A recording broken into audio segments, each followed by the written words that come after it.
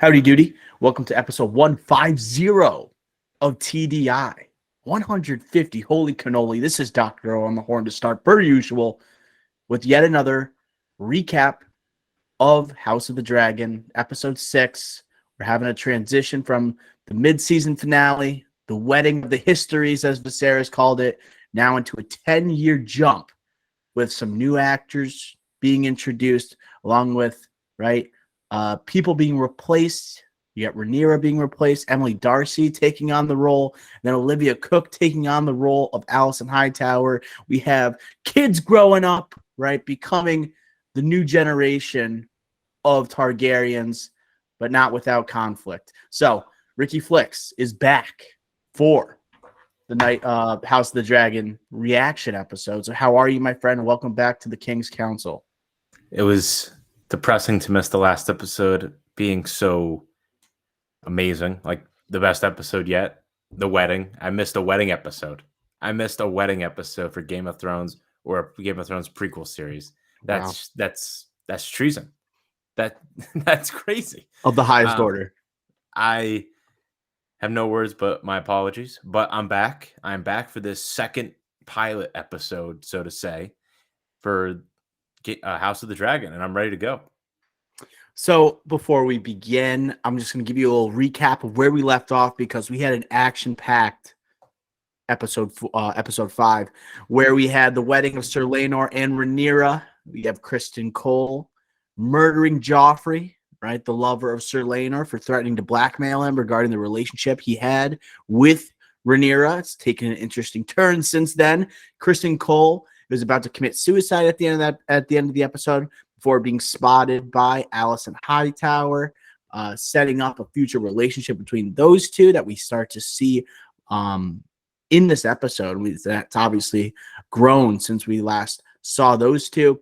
Daemon, at the beginning of last episode, right, kills his wife, Rhea, or basically she falls off the horse and he finishes the job, right, in the Vale. Daemon has taken on a much different path, I would say, since then. Time jumps, brand new actors for Rhaenyra and Alicent. Here we go. So, Ricky Flix, from the get-go, all right? Jumping from episode 5 to episode 6, what were you most anticipating after this 10-year time jump? What were you thinking in regards to relationships? Where do you think like the path that these characters have traveled to during this time frame? What was your reaction? Clearly, the most anticipated relationship or storyline that we were all targeting was the Alicent versus Rhaenyra. I think that's obvious. And it's from episode 5 where, Lord Alicent, she's late on purpose to the reception dinner for the wedding, wearing the green, signaling, she's going to war against Rhaenyra, right? An inner war. So now it's all right. This is the start of it. This pilot episode for the second half of this season, this is the start of this war. And this episode, right from the get-go, you saw that immediately, because immediately after Rhaenyra gives birth to her third or fourth child, whatever it is, fourth, immediately, Lord Alicent's like, that baby needs to get to my keep right now, my room right now. She had to get a look at it. Yeah. Had to take a look at it. This rivalry is only heating up every episode, and I can't wait to see the rest of it play out. And you just got to feel for Sir Laenor there, where he's like, "Oh, I think the son has his father's nose." Then Alicent like rolling her eyes, like, "Nice try again, buddy." Right? I don't even know if they are trying, but so 10 years have passed. We hit you nailed it. The name of this episode is The Princess and the Queen. So this is the type of relationship that we had our eyes set on, right? At the end of episode 5, you brought up, right, the green dress that signaled, right, a sign of war for Alicent. Who is she basically targeting a war against in some way? It's Rhaenyra. That might actually come out to be an actual war within these coming episodes if we're reading the show right. All right. So, first scene, dude, we have Rhaenyra giving birth. We don't know how many kids she has at this point, right? We did get a teaser for the episode in a social media clip put out by the show. And you're right, Alicent does ask to see the son, right? But what I was questioning immediately right? First off, another disgusting birth scene in this show. The second that we've had so far. The sounds and like liquids that we heard, like coming from people's bodies in this episode, were just Pass. disgusting. Can we just Disgusting. Like, pass? it was just like haunting my brain. All right. But you're right. The rivalry, they made it clear from the get-go. This is going to be kind of lighting a spark under the show for the final half season. I think, where should we go next? So we had the birth scene. We then meet the rest of the children that Raniera has. And what we notice about the children that Raniera has, they all have dark hair. None of them look like Targaryens. None of them, they all have lighter skin, all right, compared to, right, Sir Laenor and the Velaryons, right? What was your reaction to seeing the big reveal that Harwin was the father to Rhaenyra's kids? What was your reaction? Did you see it coming? Tell me. I did not see it coming. I knew someone was going to be not, obviously, someone else was going to be the father. I was like, all right, but who? And I didn't see him because until you just said that, I didn't know his name. I like he wasn't necessarily a prominent character. So I guess I was a little shocked that she already had 3 kids, Rhaenyra, and this relationship throughout the 10 years was with this guy who I didn't even know his name. Yeah, commander of the City Watch. But basically, I don't really I was stunned. I was stunned, but I wasn't like stunned as in, oh, like Rhaenyra had 3 kids that weren't with Lord uh Laenor. No, I was stunned by who it was with. And we really, as you said before, we didn't really get a large glimpse of this character. We saw him in the Hunt episode. I think it was episode 3. Briefly, we saw him at the end of last episode. He was the one who picks up Rhaenyra and removes her from the situation, going with Kristen Cole, beating the ever-loving crap out of Joffrey. So, yeah, I didn't see it coming, but it seemed like he was a crowd favorite, all right, even with his brief appearances, but just by going online, seeing people talking about him. And we do see this rivalry start to brew, right, between not only we talk about Rhaenyra and Alicent, but then Kristen Cole and Harwin. And I think that is mostly seen, obviously, through the training montage, or not montage, but the training scene between Rhaenyra's kids and Alicent's kids. And they both look distinctly different, even though they're united under one house, technically, as the Targaryens. What was your takeaways from this scene? Because, like, Kristen Cole, he's got some foul feelings towards Rhaenyra. He calls her the C word. He says he can't trust her. He's clearly on the side of Alicent, right? He's a knight in the King's Guard. Somehow has held his post following his actions in episode 5. What were your takeaways upon watching Kristen Cole and Harwin kind of go at it in that training session? I loved it. I loved it. This is like, I don't love Kristen Cole as in like if I'm rooting for somebody, but I love this character. I love this turn, this heel turn. It's like WWE, like making a heel turn. I love it.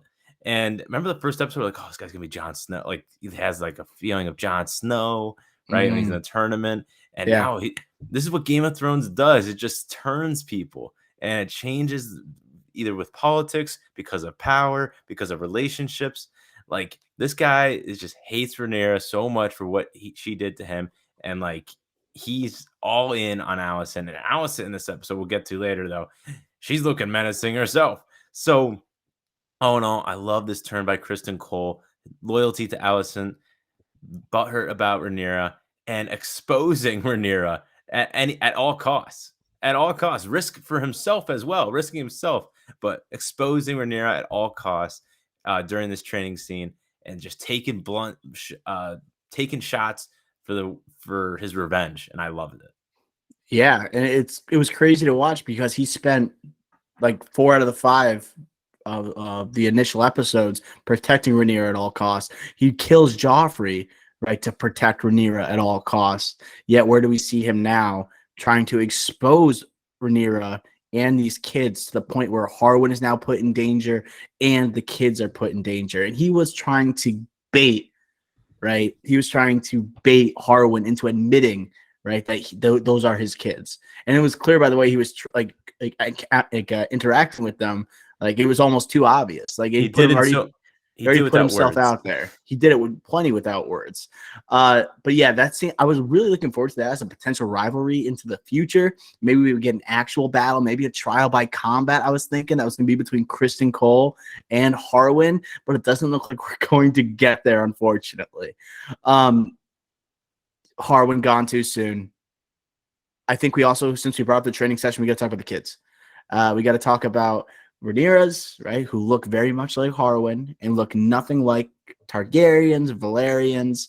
And then you have, obviously, Aemond and Aegon from Alicent's side, right, with the king. So what were your impressions of the kids here? Because this is the first time we're seeing them appear in the show.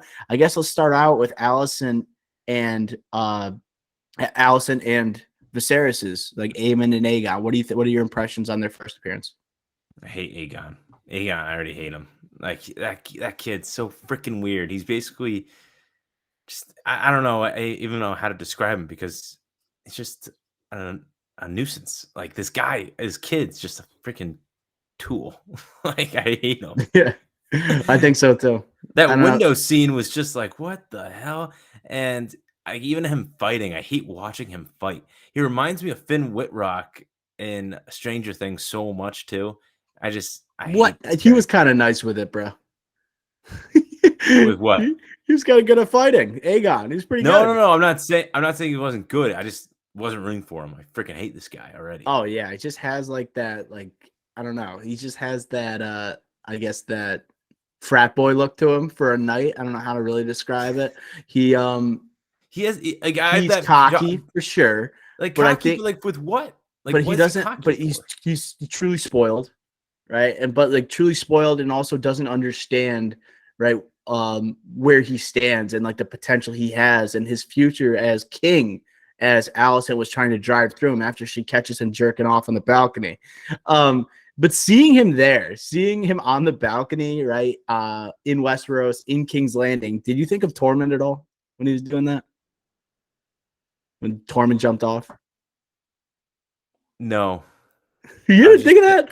Like no, that I was back just shot? I thinking know that he's I was just thinking how stupid it was and how I honestly when I saw Aegon, I was like, oh, this kid's Joffrey 2.0 might in the future, as in not necessarily menacing and like just bully.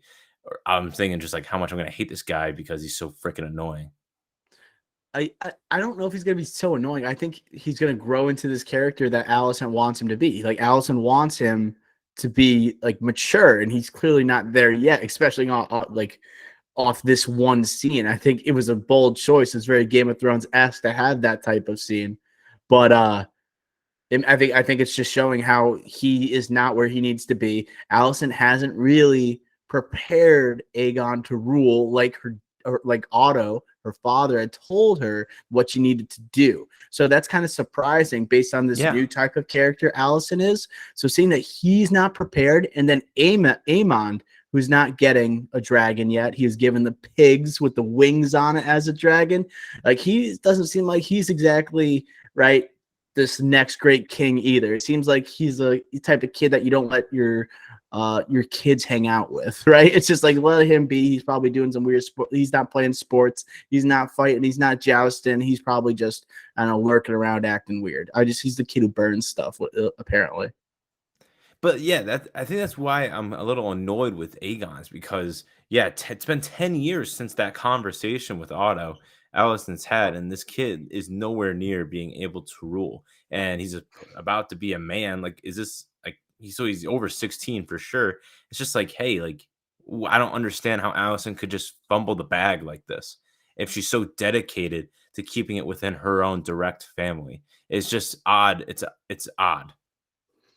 Yeah, especially because like she seems so hell bent now. She seems like she's fully playing the Game of Thrones. Like following this last episode, she's going at it with Rhaenyra. She's very vocal at the King's Council meetings, and she's very judgmental of Rhaenyra and the potential heirs that Rhaenyra are going to have, and she views them as illegitimate. Yet she seems too focused on Rhaenyra and less on the tasks that Otto gave her. And it was kind of like satisfying that Rhys Ifan still showed up in the opening credits and made me think like, oh, he's not gone yet. We're going to see him again. He's referred to in this episode by Laris, who's just a it seems like it's an evil type of sinister character that has been introduced. But yeah, so the kids, that we really didn't get too much of them, other than the fact that Harwin has to say goodbye to them, right? But even the kid asking Rhaenyra, and you talk about like the threat that they are under because of the situation with Kristen Cole, the kid asking if they're a bastard, like to their mother. And it's not only, it was kind of interesting because Rhaenyra didn't say no, right? Rhaenyra didn't say they're not a bastard. They said you're Targaryens. And so now these kids know, right, their true father is not Sir Laenor. And they're under, like, they're obviously leaving the kingdom right now. Like, are these kids going to make it out? Like, are they going to actually stay alive? Are they going to, like, is their illegitimacy going to start a potential war with Alicent? It seems that way. That was bonkers how she just didn't like say like no, like you're not a bastard. Like for her not to say anything is just also unbelievable as well, but you got to have a show somehow. And yeah, like it's everything's leaning towards war. And this preview for the next episode, I don't want to jump too far ahead, but the preview is leaning towards war. It's leaning towards 100%. war, like actual war, fighting between Alicent and Rhaenyra, and allegiances are going to take. Are people going to ally with whichever side? And you know who Daemon's riding with, and Lord Corlys is riding with, and they even previewed that towards the end as well. So yeah, it was just odd. This whole episode was just odd. Really, It really did feel like a reset, honestly. yeah. And like that's where I'm having trouble like surfing through like what should we talk about, because like it just felt like we had season 1, this feels like season 2. And like the characters have changed so much in these 10 years. Like we have Kristen Cole, who's turned cold-hearted, right? Aligns with Alicent and then hates Rhaenyra. And we're about to get into Daemon, and Daemon seems like he's now a family man as opposed to, right, this like almost evil figure or just like anti-hero type figure from the first 5 episodes. And then you like Alicent has gone full Game of Thrones, and she's ruthless, and she seems like she is more fit to rule than Viserys ever was, and she's more willing to make those hard decisions that Viserys seems like he's too much of a, I guess, softy to make. So it seems like everyone's just making these large steps. And like Lena, we see her like progressing, okay, her relationship with Daemon. Like, I guess, who were you most surprised at seeing like them change from the 10 years from episode 5 to episode 6? Who was the most shocking? Mm, that's a tough one. Like Rhaenyra seemed obvious, and Alicent seemed obvious, Mm-hmm. but just because that rivalry is so thick, right? So, you know what? Here's the answer. Viserys, he looks awful. He's the most changed. Yeah, Oh my god, like, physically, we yeah. gotta kill him off. I can't stand looking Nah. at him. They do a great job of how bad he looks. He looks like freaking Lord of the Rings. The king. Yeah, yeah, Theoden? exactly. I think it's a Theoden. I Yeah, forgot what his name Theoden, is. Theoden. But when he's like taken over by the dark side, yeah, yeah, exactly. That's exactly what I was thinking of every time I saw him. But in all honesty, if we just do positive elimination, it'd be Damon, right? Yeah. Not a wild child, family man, and his situation. I'm actually that was the one thing I was confused with, and you might have to help me out here. I'm just gonna say what I think happened, and then you could just like say like what actually happened if I don't get it right. So Elena was having the third kid, Mm-hmm. right? And then same situation happened with Emma with Viserys. It's like, oh, it's either both of them go, or it's either the kid goes and she stays alive, or we could try to have the kid, but most likely won't happen. And also, Elena goes, but then I don't think Damon made a decision, He never and did. No, and that's why then he was Elena, going to stop her. She made the decision on her own to burn herself alive with the baby. but like, how could they just let her just get out of that room with all those people? Yeah, I agree. Like this, obviously, there's someone on watch with her the entire time. You would think Damon would have been like a room over, judging by the new family man that he is. But like, there is like some irony that he is going through the same decision that his brother did in episode 1, Of course. and it was interesting to see that he just didn't make a decision.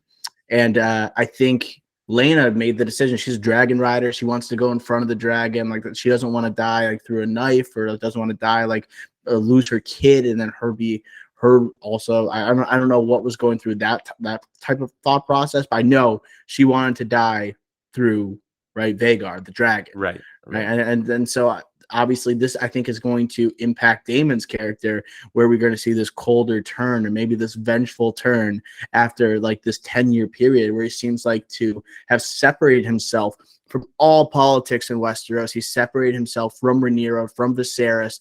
They are like nomads, they're travelers, and like he's considering staying in Pentos as a guest for the rest of his life with his family and with Lena, who he seems to be getting along with, right? Until like obviously it kind of hits the fan, where she's talking about how she didn't shoot she's not the wife that he always wanted and things like that. But when you think about like Damon's first marriage with Rhea and he killed her and everything, so it seems like it's going pretty well in my opinion. So I don't know. I just think, what do you think about this turn from Damon? Do you think this is going to help him become like this likable character that seems to happen with Game of Thrones, where we hate him for an extended period of time, but all of a sudden we start to see their point of view, and then we're also like growing with them and enjoying them almost. I think this is gonna, yeah, it's gonna be another turn where he goes back to being the Damon that we know, and I think that with that, it's gonna be like a more likable turn because you know what, like he doesn't have a wife again, right? But he has two kids to fight for, and that he actually cares for. Obviously, at one of them he doesn't, I guess, but the other he does. I don't know why that's the case. They're both girls. You know what I mean? Like there's that One has conversation. dragons. Oh, right, and the other doesn't. Okay. Yes. Which I still don't understand, like, how does that happen? Like, why don't they both or neither have dragons? There's not another dragon available right now? Is that Isn't there sometimes an egg that's born with the child? Like it's just like yeah, a but the dragon I've has it. never understood that. Neither do I. Like Okay. I Well, don't know I don't know the science behind like the dragons having okay. babies and the eggs and everything like Yeah. that. That's But I'll tough. move past that because now it's like, all right, if Rhaenyra and Alicent are gonna have a war and Damon's back to being a cold stone killer, like he's gonna be all the way back and going for with Rhaenyra, that's going to be awesome to watch. And he has a dragon. Vagar's allegedly stolen in this preview for the next episode. Who probably has him? Alicent, maybe. I don't know. But all in all, like I'm looking forward to see Damon going forward, of course, but even more so now. And I think you're going to see a natural connection between Rhaenyra and Daemon again because they both go through something similar in this episode. They both go through lost loved ones, right? Harwin's gone, the father of Rhaenyra's kids, and now you have Daemon losing Lena, who is the father, the mother of his two children that was going to be three. So I think they're going through a lot of hurt right now. They're both separated from Alicent. It's just lining up naturally for them to align in a war type of atmosphere, right, against what's going on in King's Landing. They're not seeing eye to eye in terms of Rhaenyra and Alicent at the King's Council, and and Rhaenyra even brings up the idea like maybe we should have just united our houses. Maybe our kids should get married so we can stop this feud. But Alicent's not willing to do so, right? And Alicent's not willing to do so also because the kids are not legitimate to the throne, right? And she doesn't want to have her kids who are legitimate to the throne, all right, mating with cousins, obviously, mating with Harwin's kids, Harwin and Rhaenyra's kids, Which because makes sense. yeah, it does. But at the same time, this is where you tell, like, Viserys is different than Alicent. Alicent's willing to make the tough decisions and willing to say no to people. Viserys, it seems like late in his career now as king, he's just so used to saying yes to everything. Allison's just like no, no, no, and then obviously the resignation even of Lionel Strong as the Hand. Like he goes to resign, the king says no, and Allison's thinking the entire time, yes, please, but before you do so, tell us that why you're resigning, put it in writing so we can like get rid of these kids, right, from Harwin and potentially ruin Rhaenyra's chance at being queen and all her heirs. Right. I think with Viserys though is like yes, he's a weak king, he's a bad ruler, right? He's a weak king. I think though the point of why he's so excited is because that is a good proposal.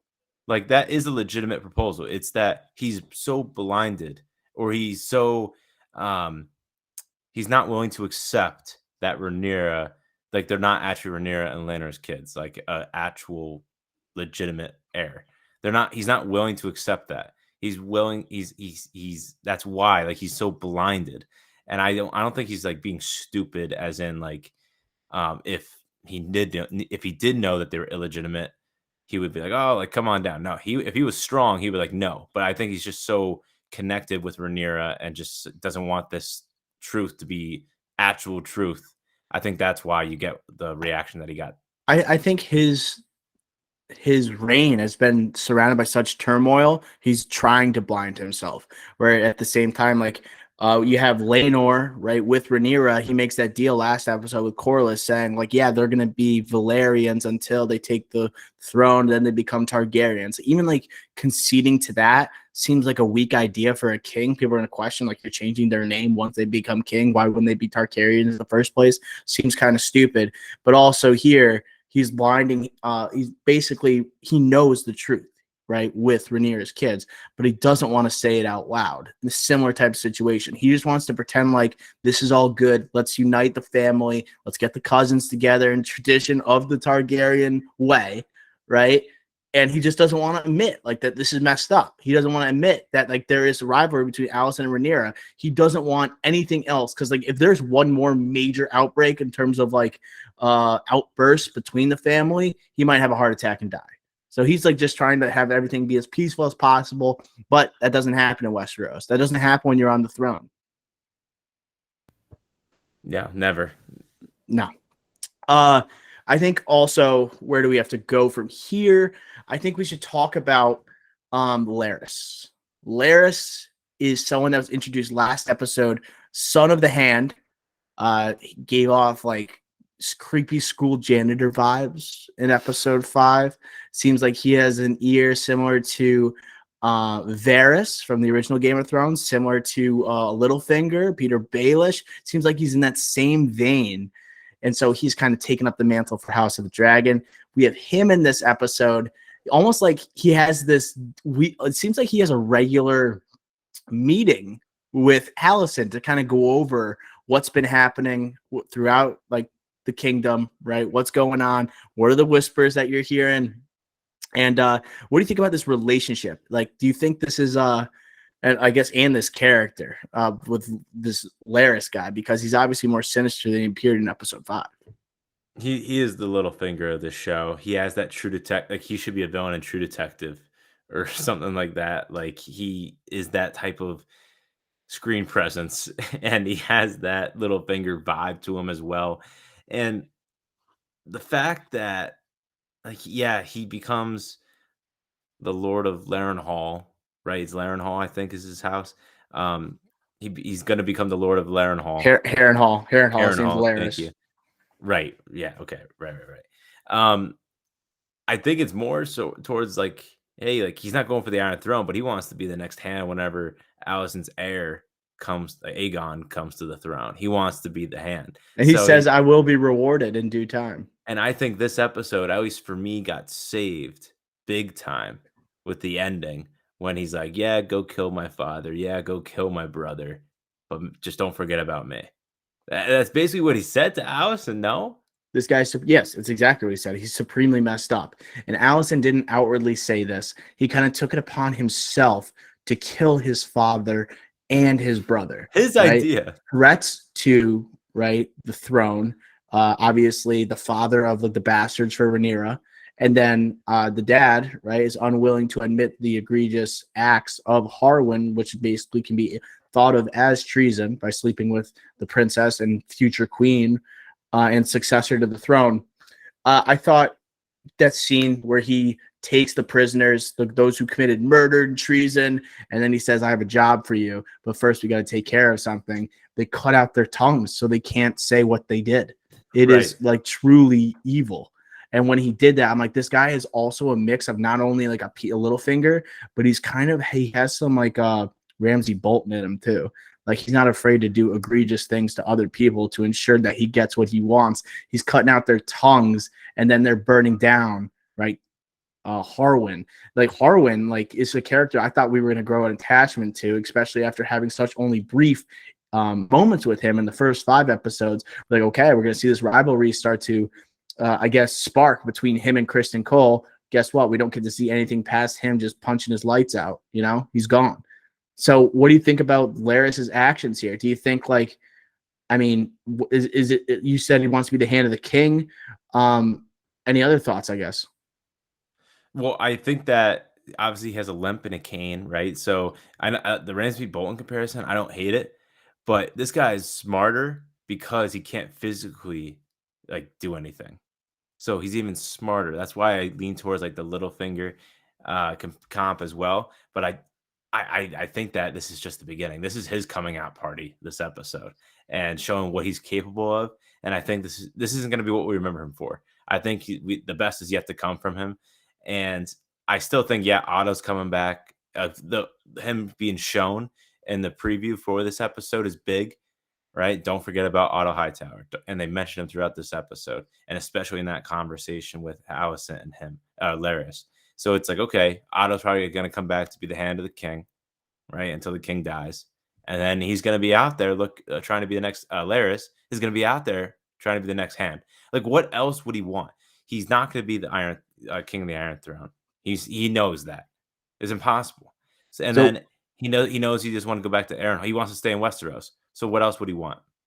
But Otto's coming back as the hand now. No, Right. No. So he's playing the long game where it's in my prediction. He's playing the long game where it's like, all right, Otto will come back. He'll die. Sirius will die. The new king, Aegon, will come, and Alicent will be like, Aegon, like you're like Alicent's smart. Aegon's young. Will listen to his mother. Who should be the next hand? Be like, oh, this guy. Otto might die. Yeah, Larys. He's putting all his like he's pushing all his eggs in that basket. You know, he's team Alicent for sure. He's all well, yeah, obviously, yeah, he's all with her, like for the long haul. Okay, I think the episode did need some juice, and I definitely provided it. It didn't. Did you not feel like this felt like I guess, like a beginning of a season 2, just with all the character introductions and everything like that? What do you think about like the new actresses that are replacing Raniera and Alicent? Do you think they still pulled off what was set before them in the first 5 episodes? Do you think it was a seamless transition? What are your thoughts? I liked them. I liked them all. Emma de Arcee's Raniera. I still like the old Millie Alex Raniera right now more. We have more of an attachment to that one, right? And I'm not, and again, so early, but I thought Emma de Arcee was good, but it's going to take some time, I think, for me to forget about Millie Alex's performance. I will say, the new Lord Alicent, I thought she was awesome. Yeah. I thought she was amazing. And I think like I already like her more than the other one. And I thought the other one was really good as well. So yeah, I do like them, but if I had to like pick like, oh, who had the better, like who do I like better right now? Not who I'm rooting for, who do I like better? Lord Alicent. So definitely Alicent, like I think, maintained more of the character that we saw at the end of episode 5, as opposed to like Rhaenyra.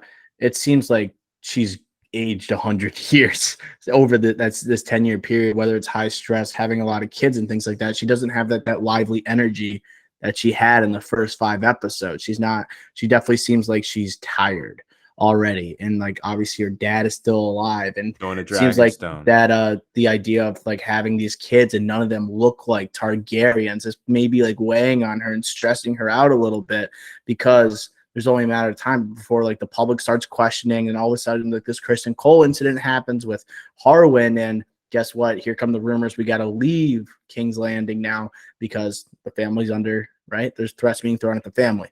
So I thought Emily D'Arcy, she's a great actress. It just didn't seem for me like it connected well with Rhaenyra at the end of episode 5. But like 10 years is such a long time. While the other ones, Kristen Cole, it's like he obviously not replaced or anything, but it's just like seeing him take that turn. It was kind of satisfying to watch, because it was like, okay, someone that was like pretty likable when we first saw him, now we can hate him. It's great. I do also want to talk about Sir Laenor. Like they made him look like the new guy is just like, he's like kind of an idiot. He's just a knight and nothing more than a knight. He doesn't understand the politics. He doesn't understand that he needs to be around Rhaenyra during this time where people are threatening their quote unquote children and their legitimacy to the throne. He just doesn't get it. I think the guy was good at playing an idiot, but is that the character he's supposed to be? I totally agree. This was another gripe I had with the episode where if Damon last episode 5 was like, "Oh, Lanor is a great knight or a fine knight, a good knight," and praised him, and like everyone says, like outside, like in the kingdom, praises Lanor, right?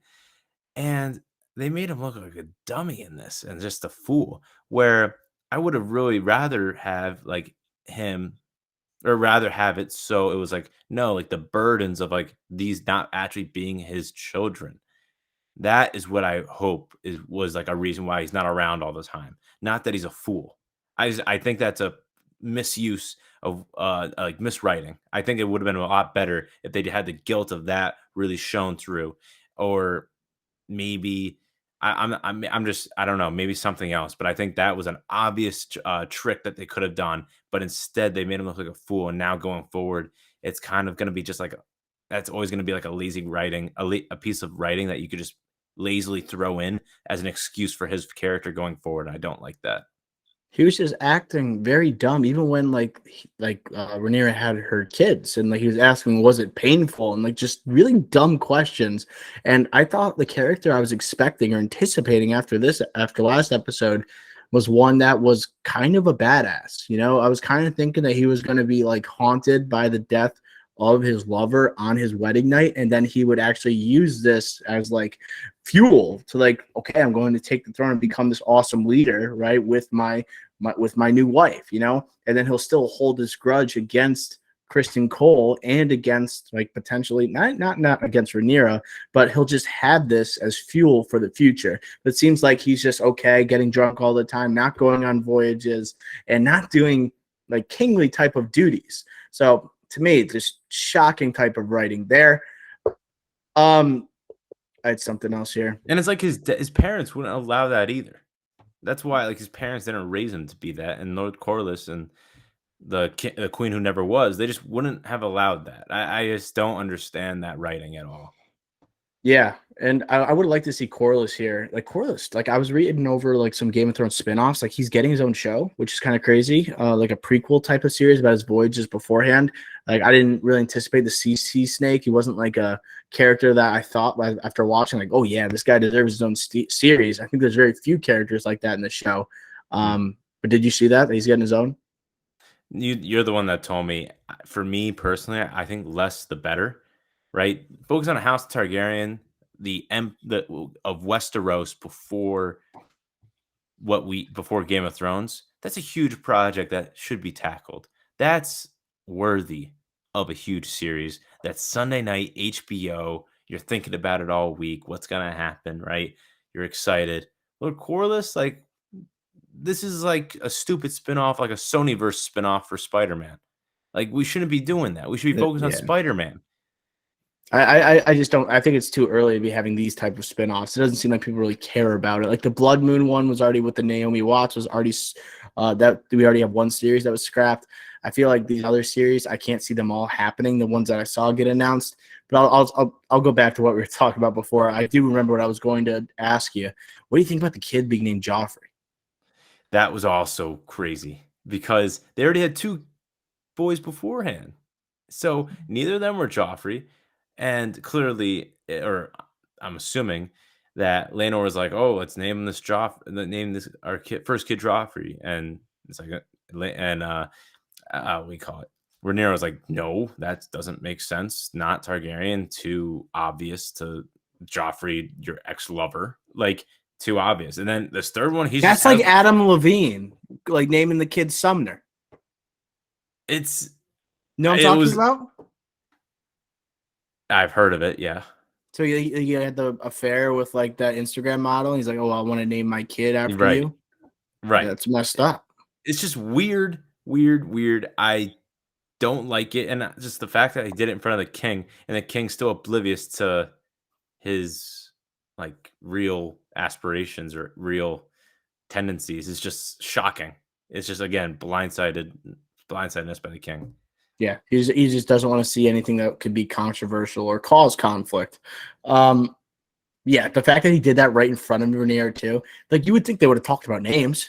Like, hey, well, if it's a boy, let's name it this. Or like they have it planned already. Maybe we're gonna do a Valerian name compared to, right, a Targaryen name or something like that. But then they go Joffrey. I'm like, oh Jesus, we had enough Joffreys in the show already. He already with the doesn't two. look Targaryen. Why not just cement it? Yeah, let's call him Joffrey. Yeah, it's terrible.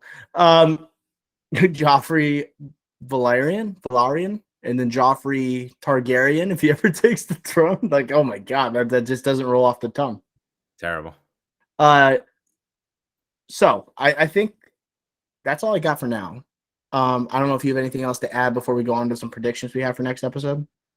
I would just say that this was one of the lesser episodes. It wasn't bad, but for me, it was lesser. It was saved. It was literally saved by that moment. And it was kind of chilling to watch because it was just like, I actually liked the Hand of the King. I liked Lionel Strong. I thought he was good. He was really good in his role. That actor I really enjoyed.